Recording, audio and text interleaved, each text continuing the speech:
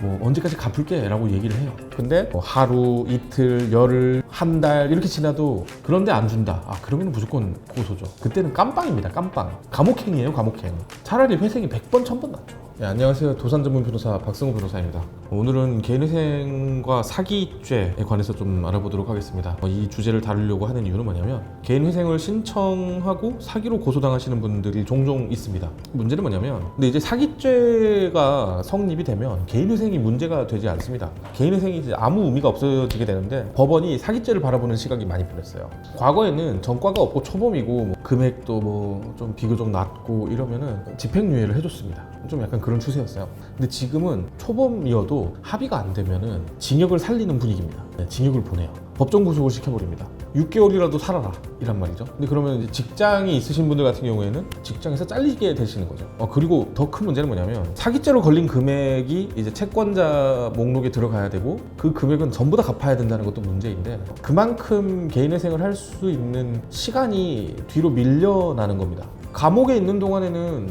돈을 못 벌잖아요. 소득이 없다 보니 개인회생이 그냥 폐지되거나 기각이 된다고 보시면 됩니다. 뭐 채권자 집회도 못 나갈 수도 있고요. 그런 심한 경우는. 그렇다 보니까 사기죄 참 조심하셔야 됩니다. 공통적으로 100%라고 제가 얘기를 할 수 있는데 개인 채권자가 항상 사기죄와 문제가 됐습니다. 은행 입장에서는 이 사람한테 내가 돈을 빌려줘도 되는지 안 되는지에 대해서 이미 면밀히 판단을 하기 때문에 거의 사기죄가 걸릴 일이 없죠.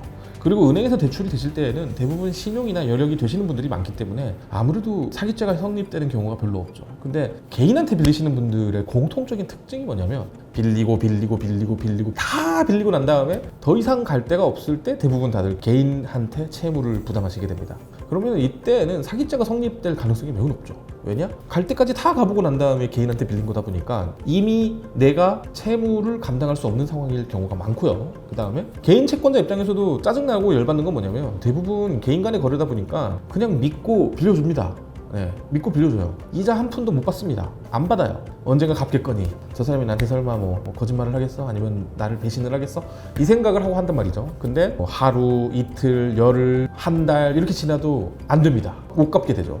왜냐? 개인한테 빚을 지신 분들은 사실 이미 턱 밑이 아니라 거의 이자 부담 때문에 거의 뭐 죽기 일부 직전이신 분들이 많죠. 그런 분들이 정말 한 곱이 넘기려고 개인분들한테 빌리시는 경우가 많은데 이런 분들이 뭐 그럼 갚을 기약이 있을까 싶은 경우가 매우 많습니다. 그렇기 때문에 개인 채권자분들한테서 고소당하는 확률이 거의 뭐 99.9%다 라고 보시면 됩니다. 그러면 어떤 경우에 사기죄로 고소를 많이 당하는지 좀 말씀을 드리면 가장 큰 유형은 돌려막기의 일환으로 주변 사람들한테 돈을 빌린 경우라고 보시면 됩니다. 그러니까 되게 이제 카드로 돌려막기들 많이 하시잖아요. 대출로 대출을 돌려막기 하고.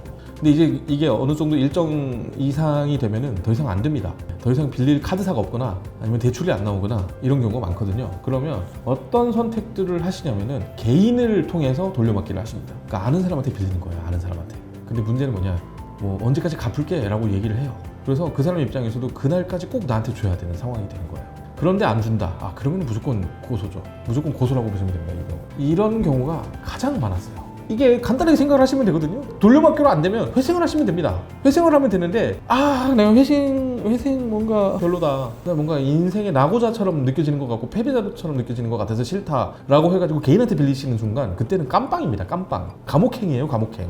차라리 회생이 100번 1000번 낫죠. 그 다음에 두 번째는 뭐냐면 용도 기망이라고 해가지고 쉽게 풀어서 말씀드리면 뭐 때문에 좀 빌려야 되겠다라고 얘기를 했는데 알고 보니 딴 데 쓴 거예요.